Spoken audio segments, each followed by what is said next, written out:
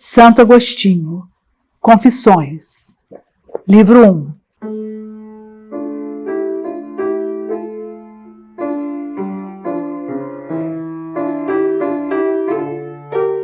Invocação ou louvor. Sois grande, Senhor, e infinitamente digno de ser louvado. É grande o vosso poder e incomensurável a vossa sabedoria. O homem, fragmentozinho da criação, quer louvar-vos, o homem que publica a sua mortalidade, arrastando o testemunho do seu pecado e a prova de que vós existis aos soberbos. Todavia, esse homem, partículazinha da criação, deseja louvar-vos. Vós o incitais a que se deleite nos vossos louvores, porque nos criastes para vós, e o nosso coração vive inquieto enquanto não repousa em vós. Concedei, Senhor, que eu perfeitamente saiba se primeiro vos deva invocar ou encomiar, se primeiro vos deva conhecer ou invocar. Mas quem é que vos invoca, se antes vos não conhece? Esse, na sua ignorância, corre perigo de invocar a outrem, ou, porventura, não sois antes invocado para depois ser desconhecido. Mas como invocarão aquele em que não acreditaram? Ou como hão de acreditar, sem que alguém lhes pregue? Louvarão ao Senhor aqueles que o buscarem. Na verdade, os que o buscam encontrá-lo-ão, e aqueles que o encontram hão de louvá-lo. Que eu vos procure, Senhor, invocando-vos, e que vos invoque crendo em vós, pois nos fostes pregado. Senhor, invoca-vos a fé que me destes, a fé que me inspirastes por intermédio da humanidade de vosso Filho e pelo ministério do vosso pregador. Deus está no homem, o homem em Deus.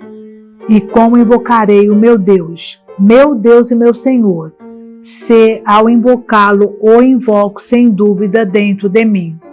E que lugar há em mim, para onde vem o meu Deus, para onde possa descer o Deus que fez o céu e a terra? Pois será possível, Senhor meu Deus, que se oculte em mim alguma coisa que vos possa conter? É verdade que o céu e a terra que criastes, e no meio dos quais me criastes, vos encerram? Será talvez pelo fato de nada do que existe poder existir sem vós, que todas as coisas vos contêm? E assim, se existo, que motivo pode haver para vos pedir que venhais a mim, já que não existiria se em mim não habitasseis? Não estou no inferno, e contudo também vós lá estáis, pois se descer ao inferno, aí estáis presente. Por conseguinte, não existiria meu Deus, de modo nenhum existiria, se não estivesseis em mim. Ou antes existiria eu, se não estivesse em vós, de quem, por quem e em quem todas as coisas subsistem. Assim é, Senhor, assim é, para onde vos hei de chamar, se existo em vós, ou donde podereis vir até mim. Para que lugar, fora do céu e da terra, me retirarei, a fim de que venha depois a mim o meu Deus, que disse: encho o céu e a terra. Deus está em toda parte.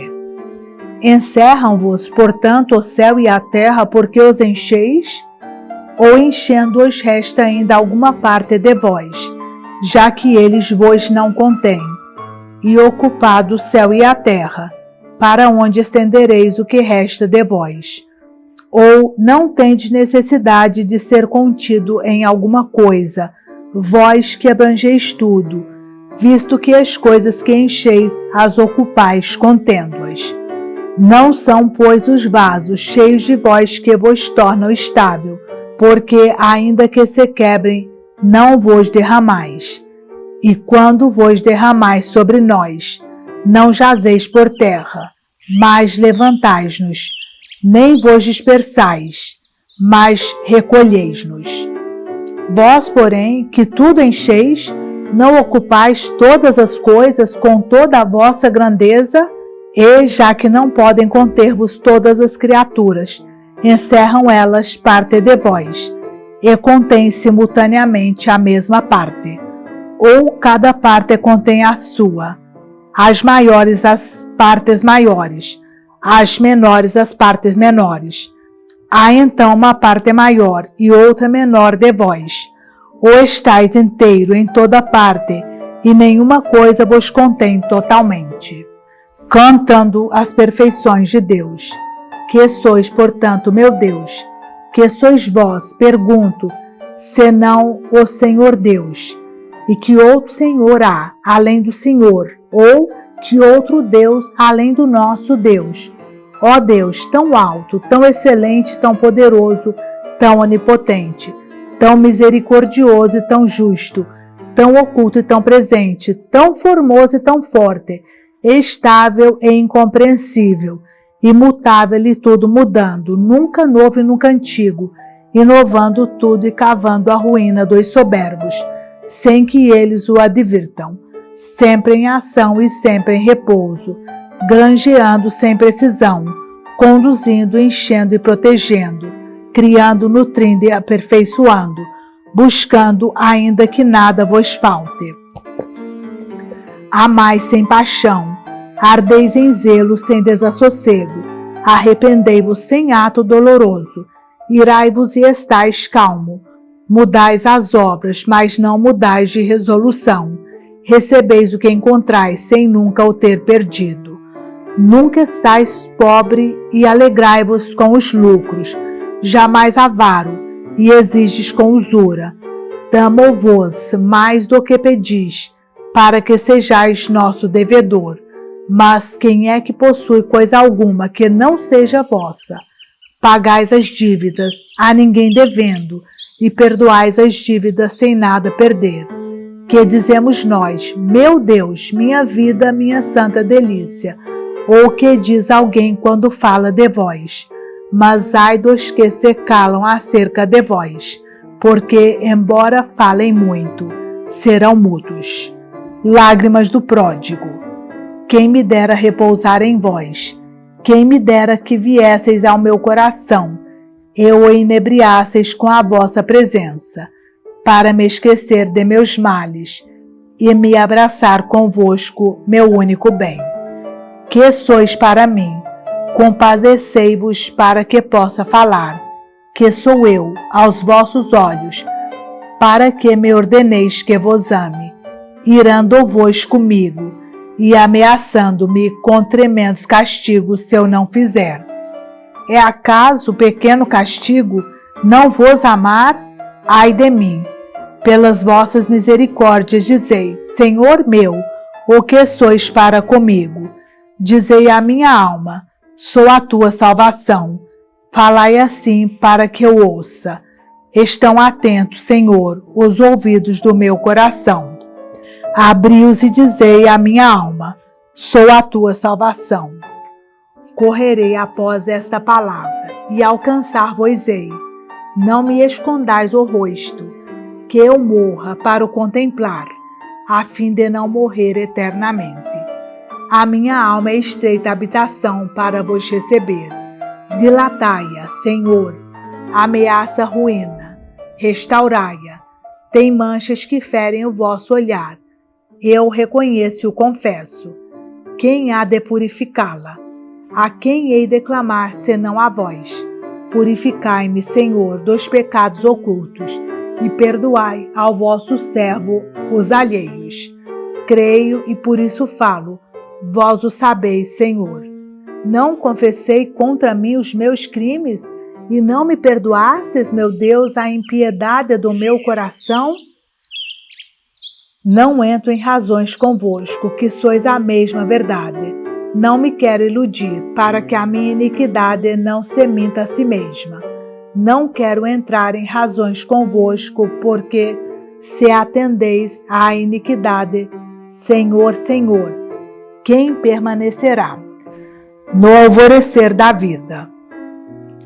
Permite, porém, que eu, pó e cinza, fale a vossa misericórdia. Sim, deixai-me falar, já que à vossa misericórdia me dirijo, e não ao homem que de mim pode escarnecer. Talvez vos riais de mim, mas aplacado compadecer-vos-eis.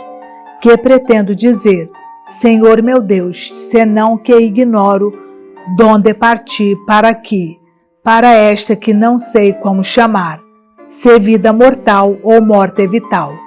Receberam-me na vida as consolações da vossa misericórdia, como ouvi contar aos pais da minha carne, de quem e em quem me formaste no tempo, que eu de nada disto me lembro. Saboreei também as doçuras do leite humano. Não era minha mãe, nem as minhas amas que se enchiam a si mesmas os peitos de leite. Erais vós, Senhor, que por elas me dáveis o alimento da infância, segundo os vossos desígnios, e segundo as riquezas que depositastes, até no mais íntimo das coisas. Também fazias com que eu não desejasse mais além do que me dáveis. Permitieis às amas que me quisessem dar o que lhes concedieis, movidas por afeição ordenada. Desejavam dar-me aquilo em que, graças a vós, abundavam.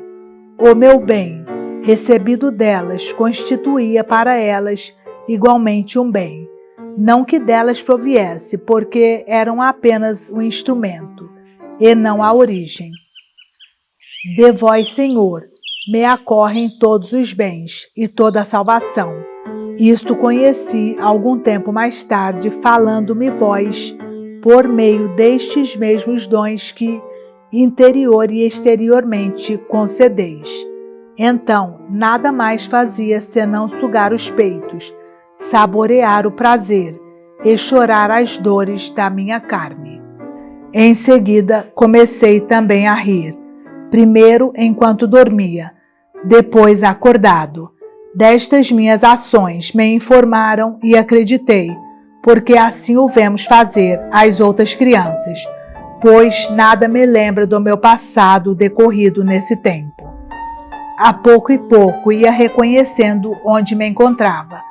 Queria exprimir os meus desejos às pessoas que os deviam satisfazer e não podia, porque os desejos estavam dentro e elas fora, sem poderem penetrar-me na alma, com nenhum dos sentidos.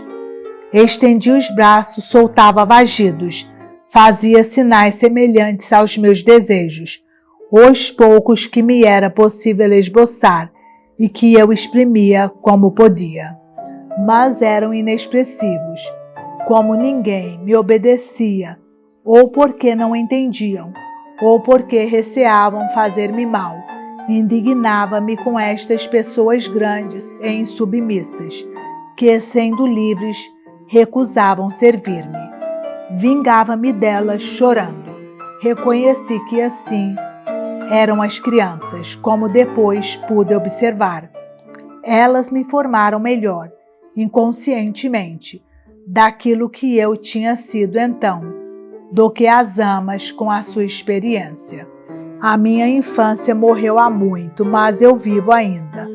Porém, vós, Senhor, que viveis sempre e em quem nada falece, porque sois anterior à manhã dos séculos e a tudo que se possa dizer anterior. Sois Deus e Senhor de tudo quanto criastes.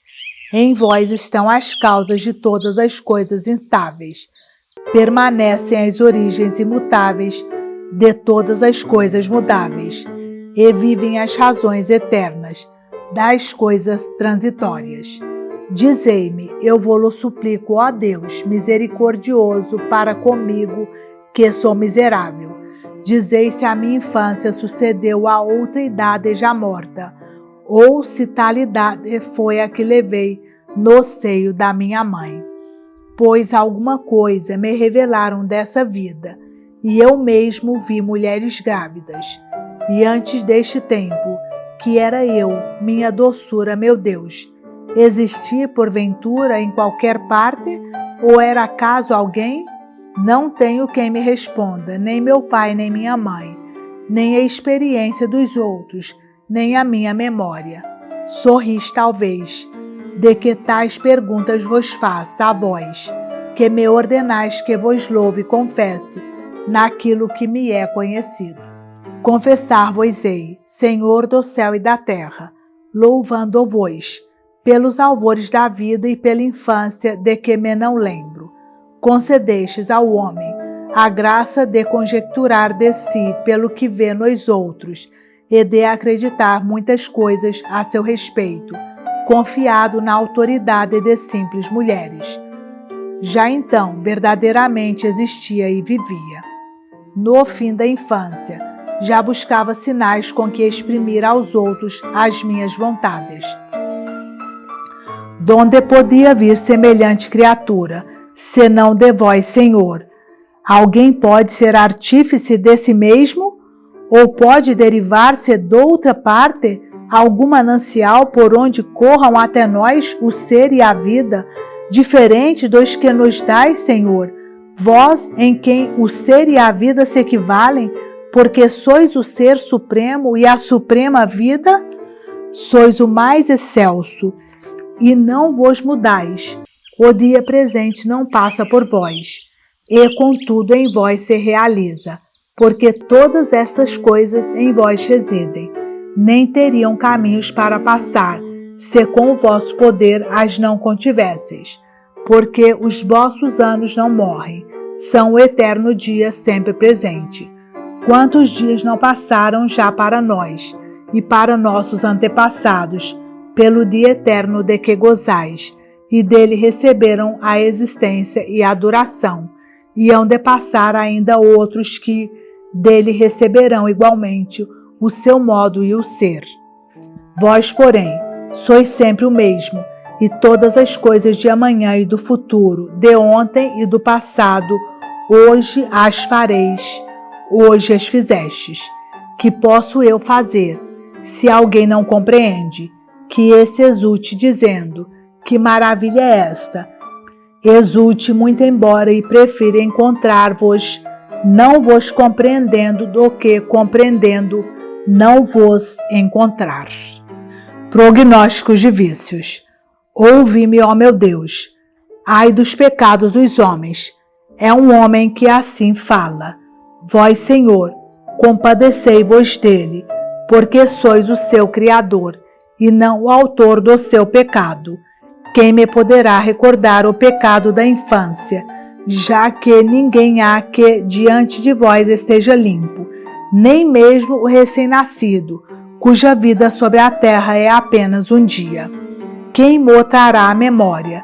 Será, porventura, algum menino ainda pequerrucho, onde posso ver a imagem do que fui e de que me não resta lembrança? Em que podia pecar nesse tempo? Em desejar ardentemente, chorando os peitos de minha mãe? Se agora suspirasse com a mesma avidez, não pelos seios maternos, mas pelo alimento que é próprio da minha idade, seria escarnecido e justamente censurado. Sem dúvida, então, meu procedimento era repreensível. Mas como não podia perceber a reprimenda, ou use a razão, não permitiam que eu fosse repreendido. Com o crescer dos anos, porém, desarraigamos e lançamos fora esta sofreguidão do apetite, sinal evidente de que é viciosa, pois nunca vi ninguém que, para cortar o mal, rejeitasse conscientemente o bem. Ou seria justo, mesmo para aquela idade, exigir com choros o que talvez prejudicialmente seria concedido, encolerizar-me com violência, não contra pessoas a mim sujeitas, mas contra pessoas livres e respeitáveis pela idade. Estaria bem zangar-me até contra os pais, contra muitas outras pessoas mais sensatas, só por se não curvarem a um aceno do meu capricho, batendo-lhes e esforçando-me quanto possível por lhes fazer mal, porque não se sujeitavam às minhas exigências, com as quais seria pernicioso condescender? Assim, a debilidade dos membros infantis é inocente, mas não a alma das crianças. Vi e observei uma, cheia de inveja, que ainda não falava e já olhava pálida, de rosto colérico, para o irmãozito Colasso. Quem não é testemunha do que eu afirmo?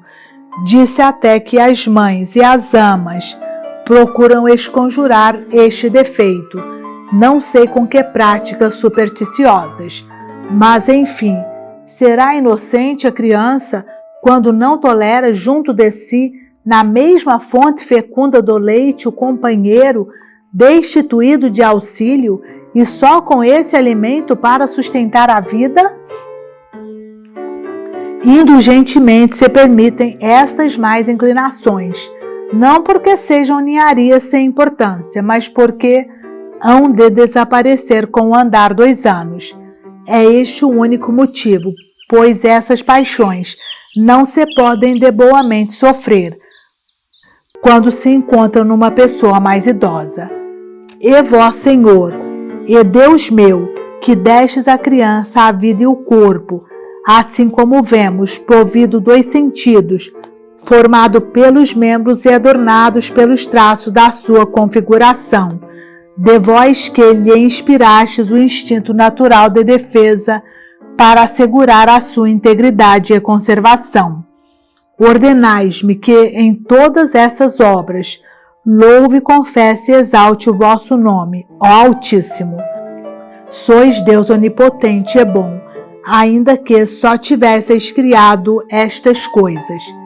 Nenhum outro as pode fazer senão vós, ó unidade, origem de toda a variedade, ó formosura infinita que tudo formais e ordenais pela vossa lei. Por isso, Senhor, envergonho-me de contar na minha vida terrena esta idade que não me lembro de ter vivido. Somente acredito nela, pelo testemunho alheio e pelas conjecturas que formei ao observar as outras crianças. Conjecturas estas, aliás, muito fidedignas. Tudo quanto se oculta nas trevas do meu esquecimento é para mim igual ao tempo que vivi no seio materno. Esse fui concebido em iniquidade, e em pecado me alimentou no ventre minha mãe. Pergunto, Senhor e Deus meu, onde quando esteve inocente este vosso servo? Passo em silêncio esta quadra da vida, que tenho eu que ver com ela, se nem reminiscências conservo. Como aprendi a falar? Seguindo o curso da minha vida, não é verdade que da infância passei a puerícia? Ou antes não foi esta que veio até mim e sucedeu à infância? A infância não se afastou. Para onde fugiu então? Entretanto, ela já não existia, pois eu já não era um bebê que não falava, mas um menino que principiava a balbuciar algumas palavras. Dessa época já eu me lembro, e mais tarde adverti como aprender a falar. Não eram pessoas mais velhas que me ensinavam as palavras com métodos, como pouco depois o fizeram para as letras. Graças à inteligência que vós, Senhor, me destes, eu mesmo aprendi, quando procurava exprimir os sentimentos do meu coração, por gemidos, gritos e movimentos diversos dos membros, para que obedecessem à minha vontade. Não podia, porém, exteriorizar tudo o que desejava, nem ser compreendido daqueles a quem me dirigia. Retinha tudo na memória, quando pronunciavam o nome de alguma coisa, e quando, segundo essa palavra, moviam o corpo para ela. Via e notava que davam ao objeto, quando o queriam designar, o nome que eles pronunciavam. Esse querer era-me revelado pelos movimentos do corpo, que são como que a linguagem natural a todos os povos e consiste na expressão da fisionomia, no movimento dos olhos, nos gestos, no tom da voz, que indica a afeição da alma, quando pede ou possui e quando rejeita ou evita. Por este processo retinha pouco a pouco as palavras convenientemente dispostas em várias frases e frequentemente ouvidas como sinais de objetos. Domando a boca segundo aqueles sinais, e exprimia por eles as minhas vontades. Assim principiei a comunicar com as pessoas que me rodeavam, e entrei mais profundamente na sociedade tempestuosa dos homens, sob a autoridade de meus pais e a obediência dos mais velhos. Na paixão do jogo.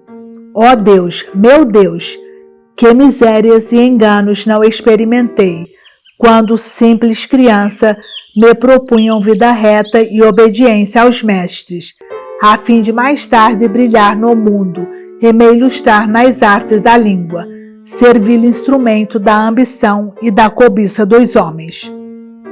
Fui mandado à escola para aprender as primeiras letras, cuja utilidade eu, infeliz, ignorava. Todavia batiam-me se no estudo me deixava levar pela preguiça. As pessoas grandes louvavam esta severidade. Muitos dos nossos predecessores na vida tinham traçado estas vias dolorosas, por onde éramos obrigados a caminhar, multiplicando os trabalhos e as dores aos filhos de Adão. Encontrei, porém, Senhor, homens que vos imploravam, e deles aprendi na medida em que me foi possível que éreis alguma coisa de grande, e que podíeis, apesar de invisível aos sentidos, ouvir-nos e socorrer-nos. Ainda menino, comecei a rezar-vos como a meu auxílio e refúgio, desembaraçando-me das peias da língua para vos invocar. Embora criança, mas com ardente fervor, pedia-vos que na escola não fosse açoitado, quando me não atendieis, o que era para meu proveito, às pessoas mais velhas e até aos meus próprios pais, que, afinal, me não desejavam mal, riam-se dos açoites, o meu maior e mais penoso suplício. Haverá, Senhor, alma tão generosa e tão unida a vós pelos laços de um ardente afeto, que despreze não por insensibilidade louca, mas por amor intenso e forte para convosco, os cavaletes, os garfos de ferro e os demais tormentos deste gênero, dos quais os homens em toda parte suplicam que os liberteis? Haverá alguma alma dessas que despreze estas torturas a ponto de rir dos que tão acerbamente temem esses suplícios, como meus pais caçoavam das penalidades que a nós, meninos, infligiam os mestres? Eu não temia menos os castigos do que as torturas, nem vos suplicava menos que nos livrasseis deles. Contudo, pecava por negligência, escrevendo, lendo e aprendendo as lições com menos cuidado do que de nós exigiam. Senhor, não era a memória ou a inteligência que me faltavam, pois me dotastes com o suficiente para aquela idade, mas gostava de jogar, e aqueles que me castigavam procediam de modo idêntico. As ninharias, porém, dos homens chamam-se negócios, e as dos meninos, sendo do mesmo géis, são punidas pelos grandes, sem que ninguém se compadeça da criança, nem do homem, nem de ambos. Um juiz reto aprovaria os castigos que me davam, por eu, em pequeno, jogar a bola e o jogo ser um obstáculo ao meu aproveitamento nos estudos, com os quais eu havia de jogar menos inocentemente quando chegasse a homem? Agia, porventura, de modo diferente aquele que me batia, se na alguma questiúncula era vencido pelo seu competidor?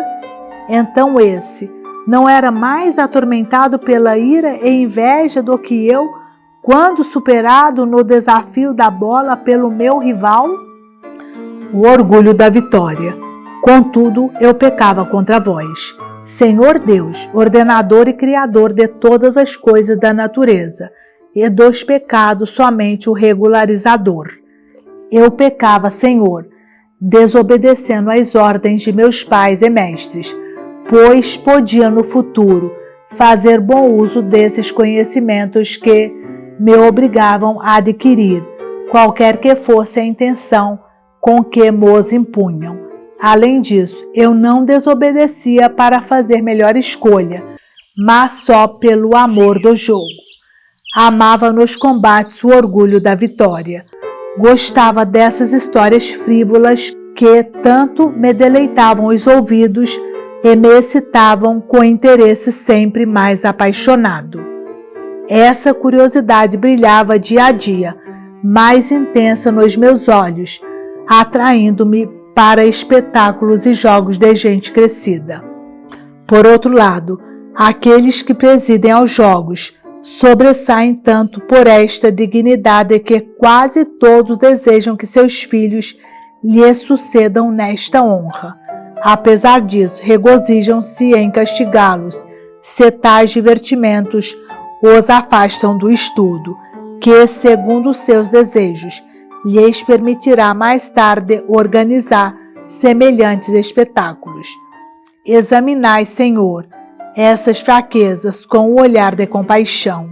Socorrei-nos, que já vos invocamos, e socorrei também os que ainda vos não invocam, a fim de que eles também vos invoquem e sejam libertados.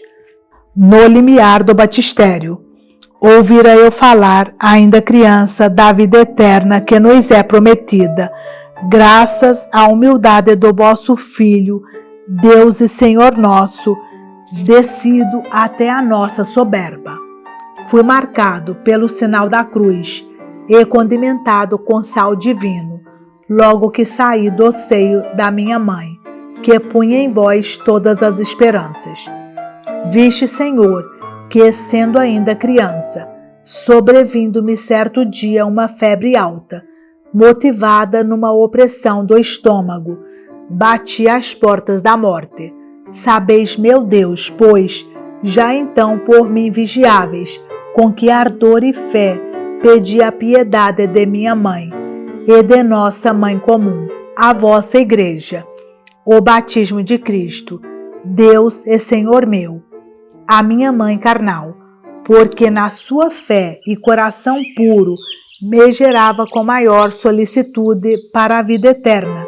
Perturbada, procurava com pressa iniciar-me e purificar-me nos sacramentos da salvação, confessando-vos eu, Senhor Jesus, para obter a remissão dos meus pecados.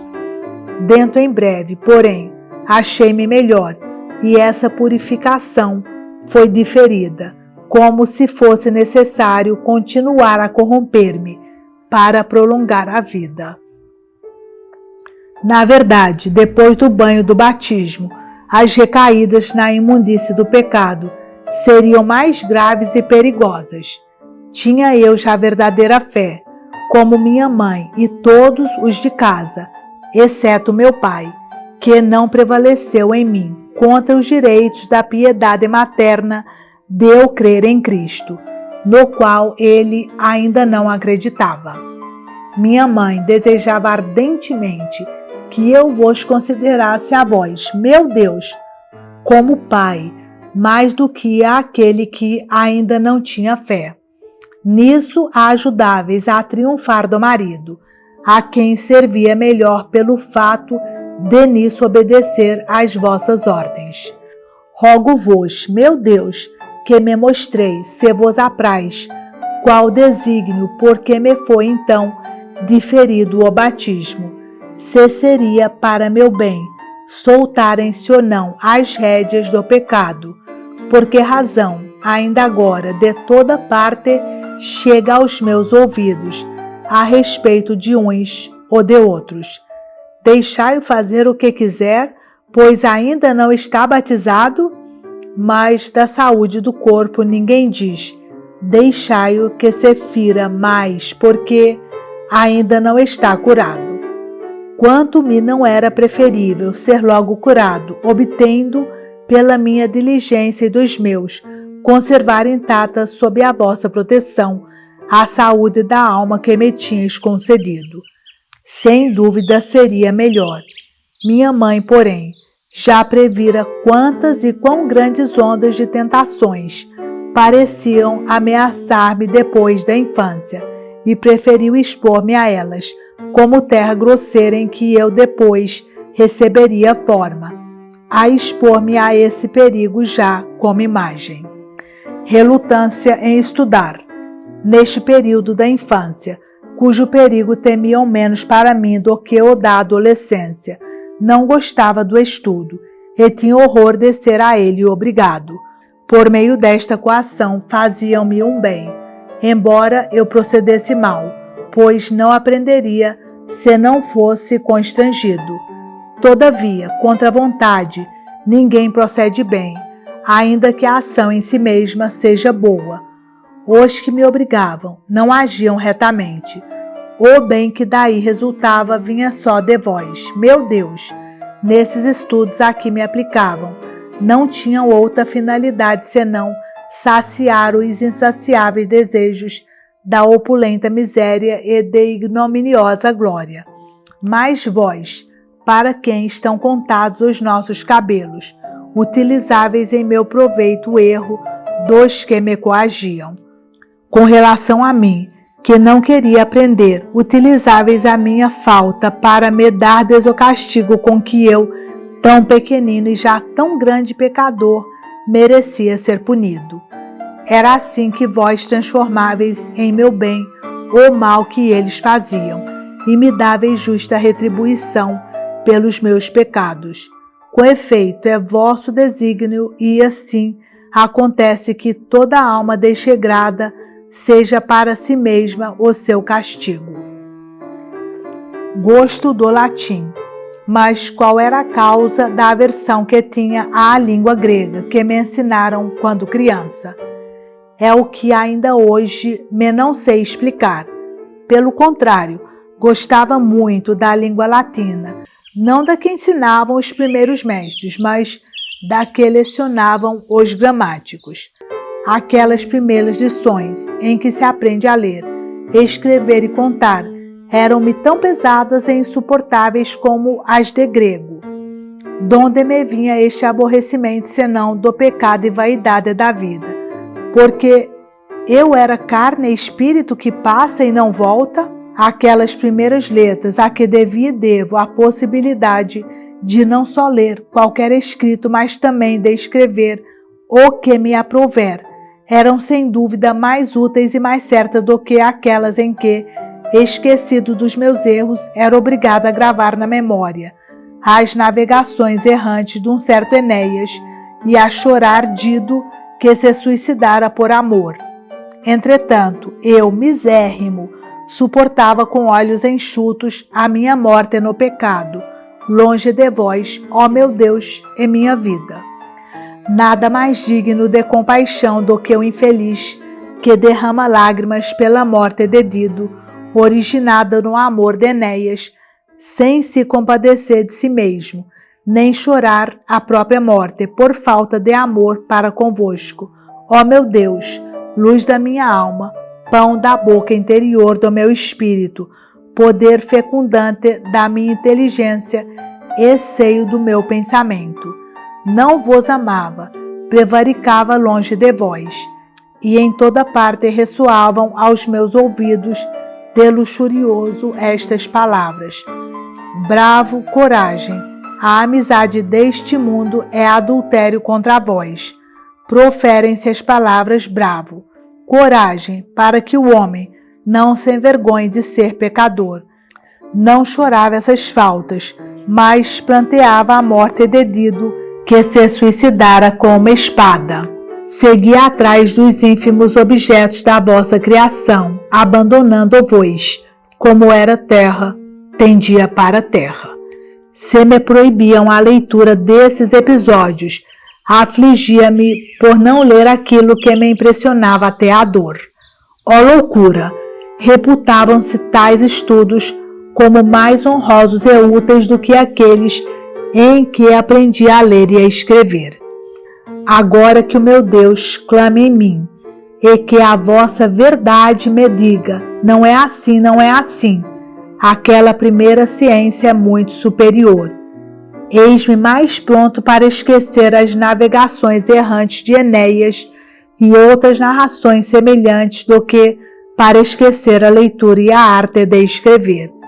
É verdade que nas escolas de gramática há cortinas pendentes das portas, mas servem mais de cobertura aos erros do que de honra aos seus segredos.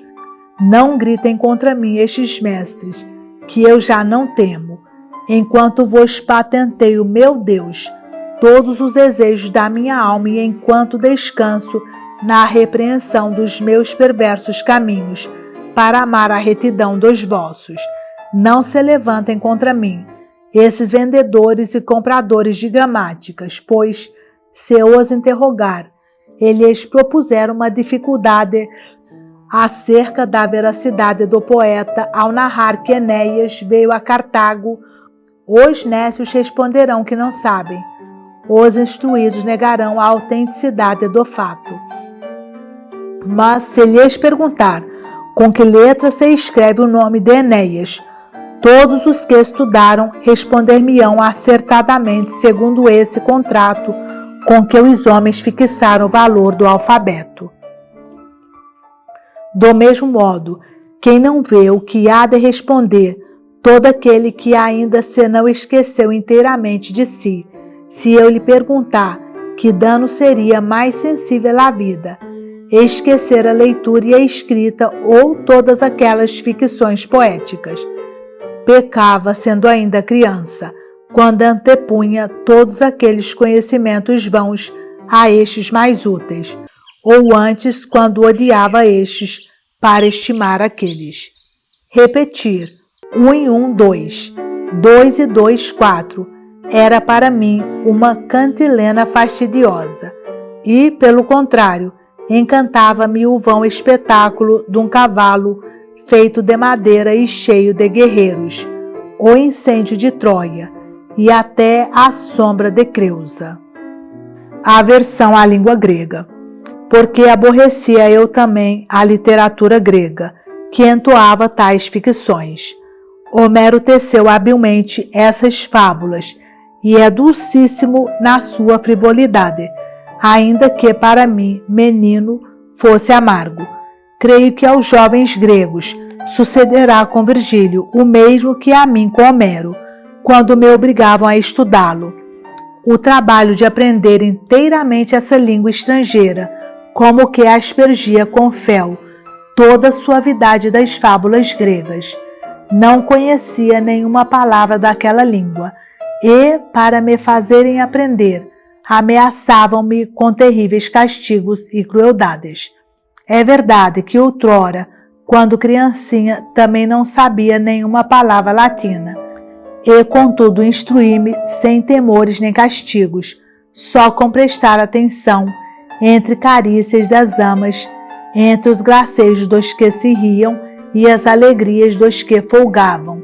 Aprendi sem a pressão correcional de instigadores, impelido só pelo meu coração, desejoso de dar à luz os seus sentimentos, o que não seria possível sem aprender algumas palavras, não da boca dos mestres, mas daqueles que falavam comigo e em cujos ouvidos eu depunha as minhas impressões.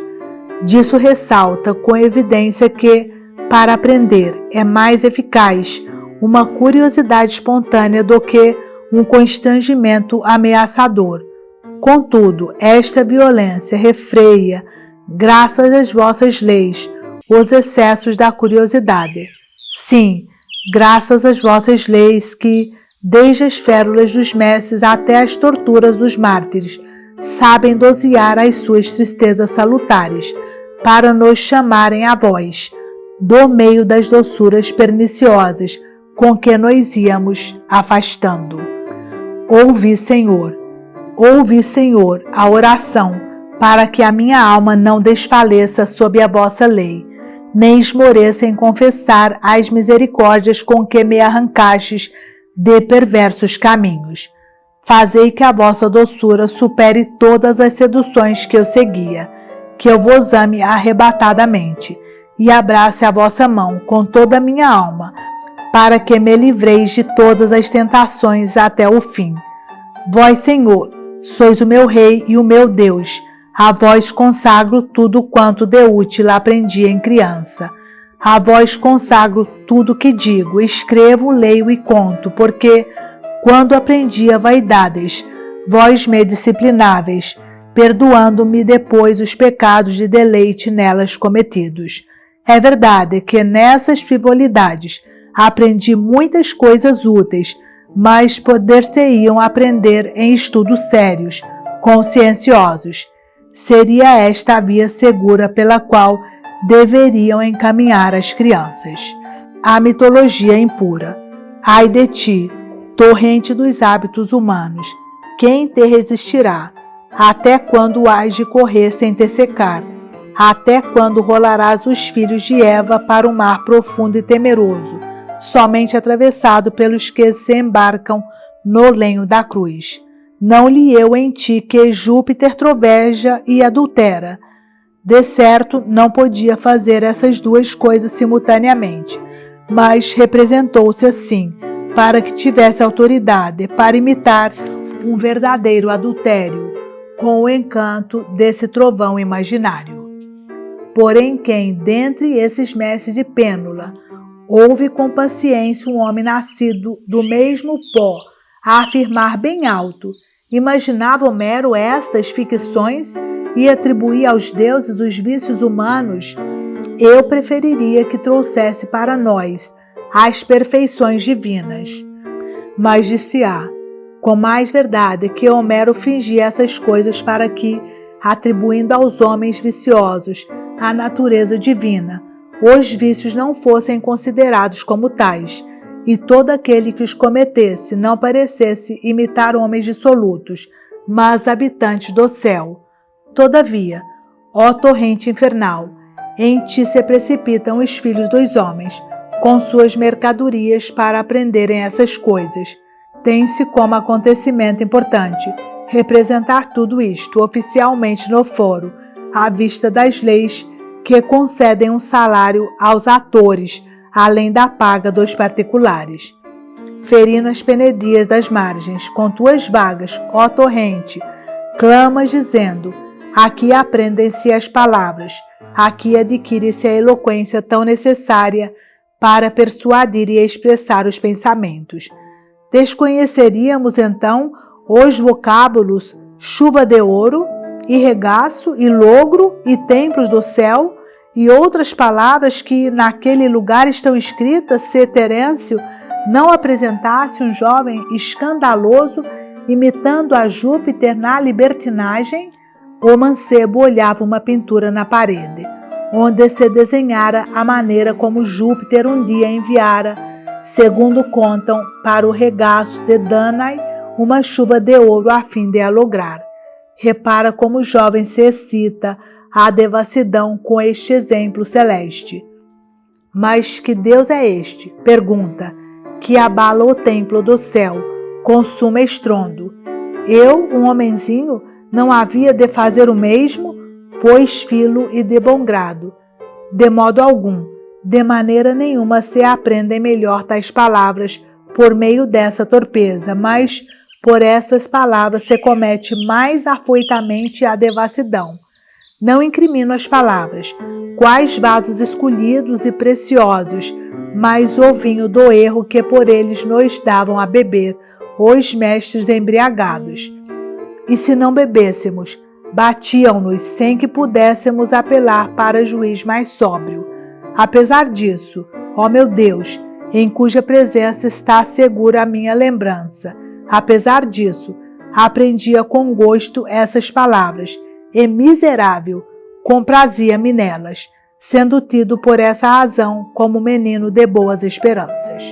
A declamação.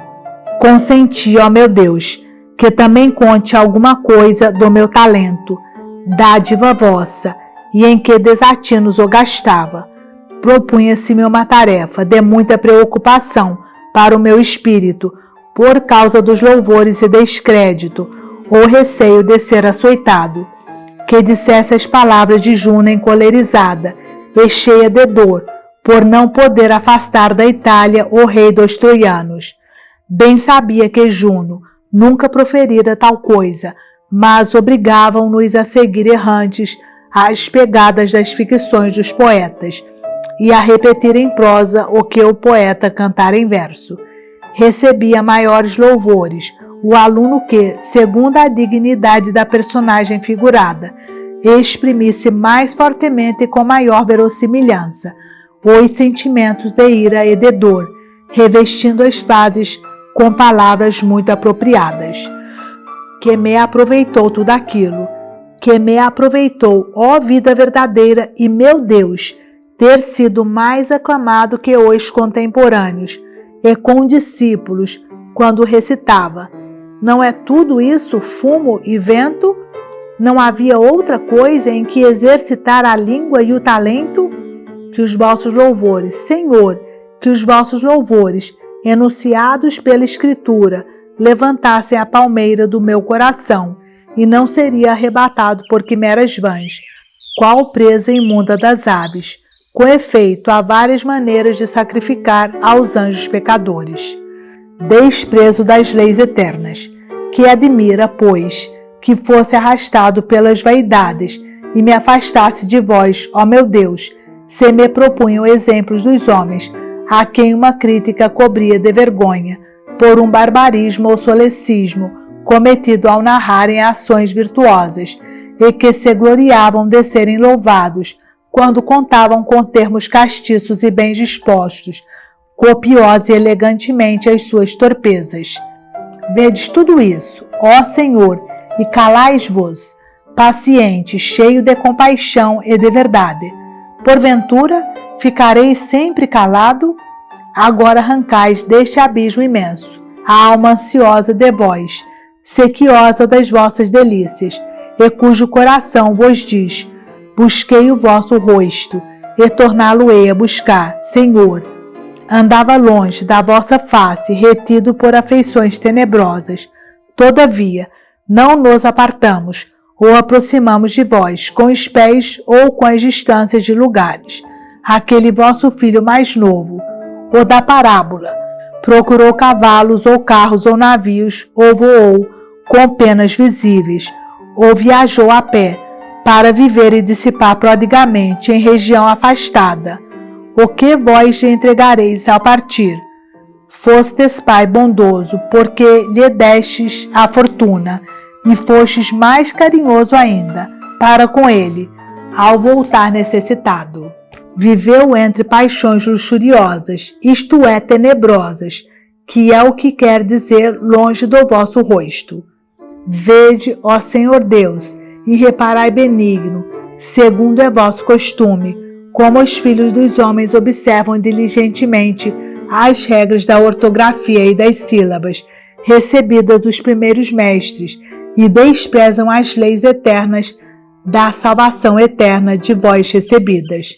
Se alguém, ao aprender ou ensinar as regras tradicionais dos sons, pronunciar sem a aspiração da primeira sílaba a homo, homem, desagrada mais aos homens do que se odiar contra os vossos mandamentos outro homem, apesar de esse ser o homem, como se, na realidade, se persuadisse haver um inimigo mais molesto que o próprio ódio com que se irrita contra si mesmo, ou como se alguém prejudicasse mais gravemente a outrem, com perseguições do que ao próprio coração, com essa inimizade.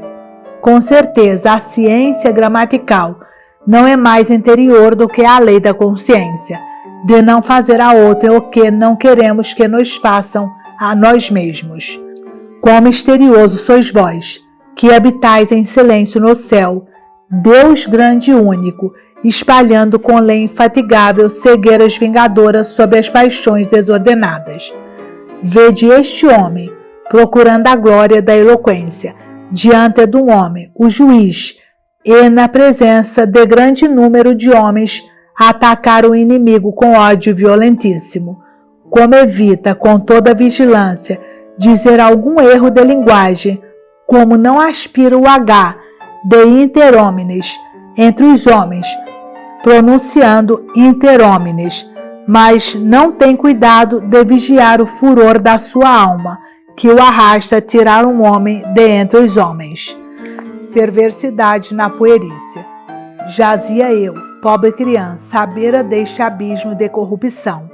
A luta desta arena era aquela onde eu mais temia cometer um barbarismo de expressão do que acautelar-me, se eu cometesse, da inveja que sentia contra aqueles que o evitavam.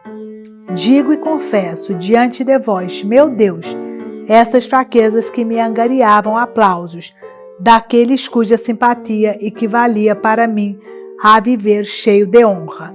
Não vi a voragem de luxúria para a qual era tirado, longe da vossa vista. Que coisa houve mais corrupta aos vossos olhos do que eu? Até desagradava a esses homens, ao enganar com inumeráveis mentiras o pedagogo, mestres e pais, por amor do jogo, gosto de espetáculos frívolos e ardor inquieto de os imitar. Cometia furto na despensa e na mesa de meus pais, ou impelido pela gula, ou para ter que dar aos rapazes, retribuindo-me estes com o jogo, com o qual igualmente se deleitavam à minha custa, porque mo vendiam. Vencido pelo louco desejo de superioridade, obtinha também muitas vezes nesse jogo as vitórias com fraude. No entanto, se surpreendia alguém, não o queria tolerar e até atrozmente o repreendia quando era isto mesmo que eu fazia aos outros. Caso fosse eu o surpreendido e o acusado, preferia antes ser cruel do que ceder. Será esta a inocência das crianças? Não é, Senhor, não é.